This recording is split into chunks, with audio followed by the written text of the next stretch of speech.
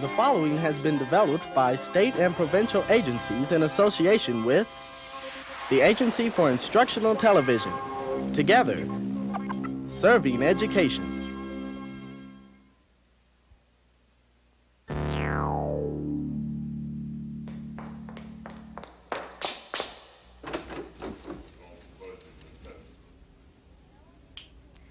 There was no one in the room. Then he entered. Oops. Maybe I should say a little more. There was no one in the room. Then he entered. He was well dressed. How well dressed? Let's see.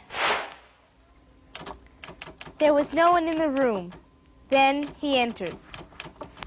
He was well dressed, wearing a tuxedo, black slacks, and shoes shined so well you could see yourself in the reflection. Listen, I hope you don't mind my going back over this so many times. No, I think your description gets better every time you try. Start spreading the news. He had an understanding of the importance of revising, improving on one's work. Yes, indeed, I think I'm getting closer to what my story is all about. I think you're getting closer to what this program's all about. Indeed, that's exactly what this program is about. Building on your work, getting closer and closer to exactly what you want. Let's compare writing a story, a book report, a speech, anything, with playing golf. In golf, everyone hopes for a, oops, you don't break your wrist, for a hole-in-one. My game is very weak, very shaky. Everyone hopes they'll be able to take a good swing, hit the ball, and send it into the cup in one stroke. Now, sometimes that happens. Most of the time, it doesn't. Most of the time, you take your best shot. You get close. You take another swing. You get closer. Finally, you drop it in the hole. How does that compare with writing? I'm glad you asked. Let's say you were writing an article for the school newspaper, the Weekly Bulldog. It's a follow-up article on a snake, a boa constrictor, that keeps escaping from the life science lab. Sally, I've been going over your boa constrictor story. I'd like you to take it back and go over it. Go over it why? Well, don't get me wrong. It's okay for a first draft. I'd just like you to take another crack at it. But if it's okay. It's okay for a first draft. Why don't you just tell me you want me to do it again? Sally, for the third time, it's okay for a first draft. I don't want you to do the whole thing over. I want you to make a second draft and improve on what you have here. Improve how? Even you must admit, there's not that many facts about snakes in there. Scott, you know I write humorous stories for the paper. Not too many facts about snakes are all that funny. That's another thing. What? It's not funny. What isn't? Your story. It's missing your usual wit. It's only half there. Are you calling me a half-wit, Scott? No, I'm just saying it's missing your usual humor. Scott, have you ever looked at a boa constrictor? They're not your usual laugh-a-minute animal. Okay, I'll write it again. I don't want you to write it again. I just want you to make a second draft. I know. Same difference. Not exactly.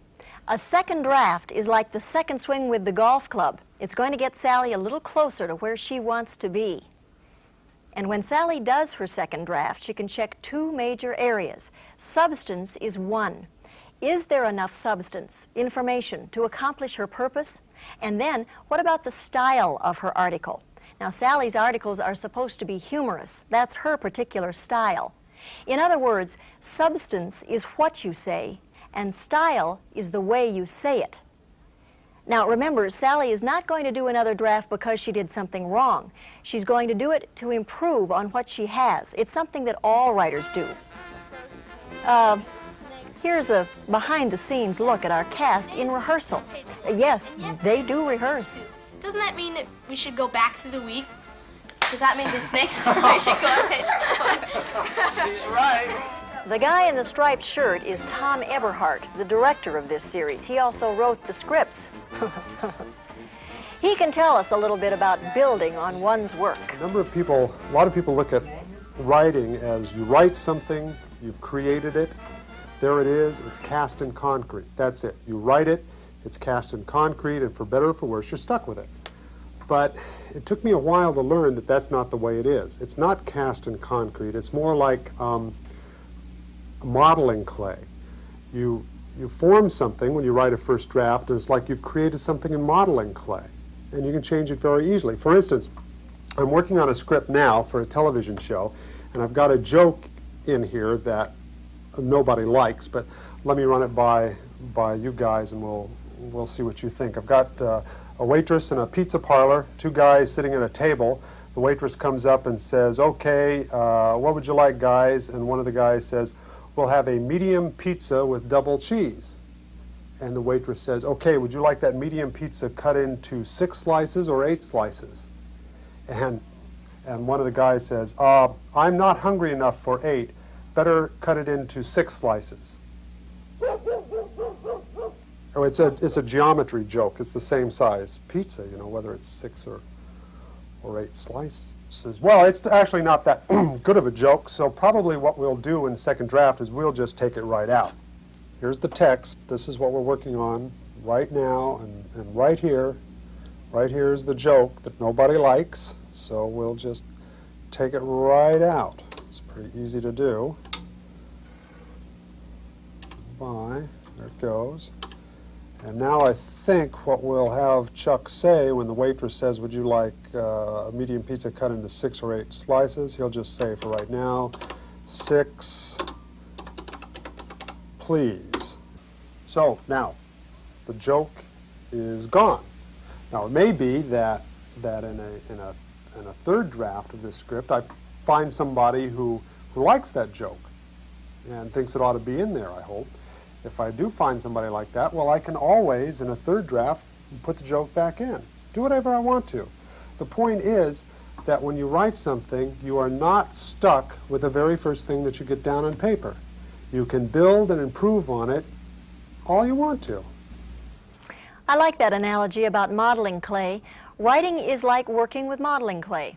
If you don't like it, you can change it in another draft. Now, Tom was using a machine called a word processor. It's a computer that makes it very easy to make changes, move things around. But you can do the same thing with scissors and tape. Here's Rita. She does a lot of writing, poems, short stories, things like that. What are you working on now, Rita?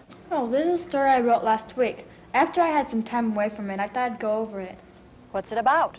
It's scary. It's about a girl all alone in a big house babysitting. Is the story good?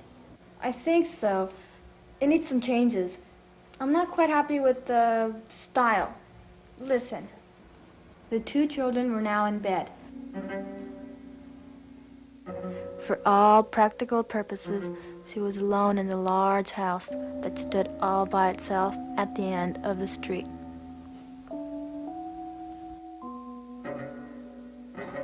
Looking up from the book, she became aware of all the noises in the house. Somewhere down the hall, a clock was ticking. There was the click of the refrigerator and the occasional squeak of the house itself. Nope, doesn't start off mysterious enough. Anybody who's ever been alone in a house by themselves know how scary all those noises are.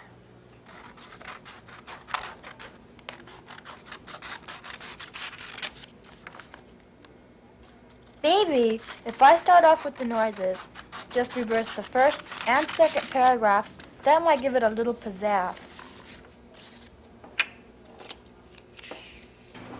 Let's see. Click of the refrigerator. Let's see. Refrigerators don't click, they hum. Okay, let's see what we have here. Somewhere down the hall, a clock was ticking. There was the hum of the refrigerator and the occasional squeak of the house itself. The 2 children were now in bed. For all practical purposes, she was alone in the large house that stood all by itself at the end of the street.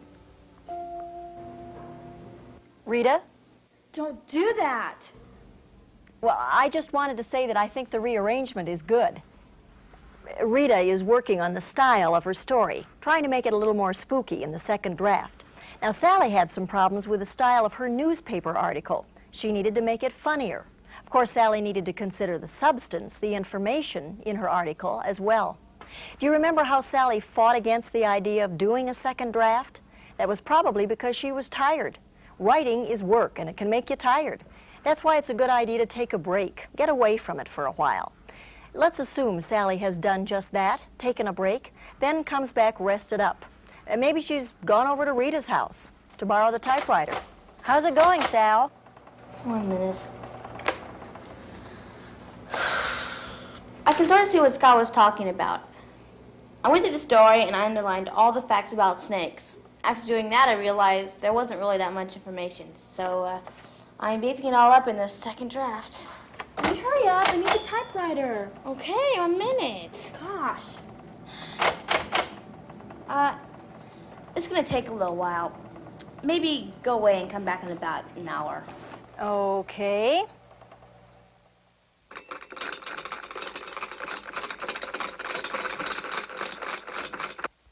Time sure flies when you're having fun.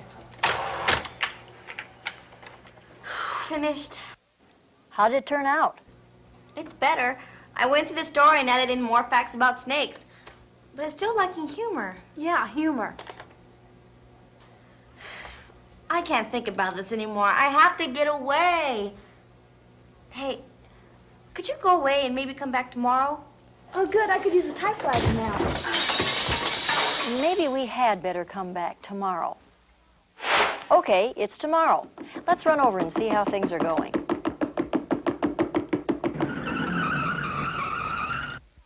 Oh, it came back just in time. I had this hot idea, so I decided to try it on the third draft. I changed the style of the story. Before it was more like an essay. Now it's more of an interview. Interview? How will that make it more humorous? An interview with the snake. You've got to be joking. It just came to me. It's such a great idea. So I sat down and I wrote the third draft. Do you believe the third draft? Well, oh, come on, read it. I interviewed Julius. Julius? Julius Squeeze, a great name for a boa constrictor, huh? But go on. I interviewed Julius in his cage where he is kept, under lock and key. Everybody likes wild chipmunks, he said, barely concealing his anger, because they're so cute. I don't mean to offend you, Scott, but that's not a way a snake talks. Especially a boa constrictor. How does a boa constrictor talk? Like this. Everybody likes wild chipmunks because they're so cute. Cute? I'm so sure. Do you know all the germs those things have? See, us snakes are cold-blooded, totally. We don't carry germs. Okay, I'll print it. I knew a second draft would help. No, third draft. Okay, third. I knew a third draft would help. Totally. Huh. Sally did 2 more drafts, which is odd because at first she didn't want to do any more work on it at all. But I think that Sally began seeing it as an opportunity to improve on her work. It wasn't a question of starting all over. It was a matter of building on what she had. Before you begin another draft of something you've written, it might be helpful to take a break, get away from it for a while. Then you can return and ask if there's reason to do another draft. Can you improve on the substance, what you've said? Or can you improve on the style, the way you've said it? If the answer to either of those questions is yes, then try that other draft. There's nothing to lose and a whole lot to gain.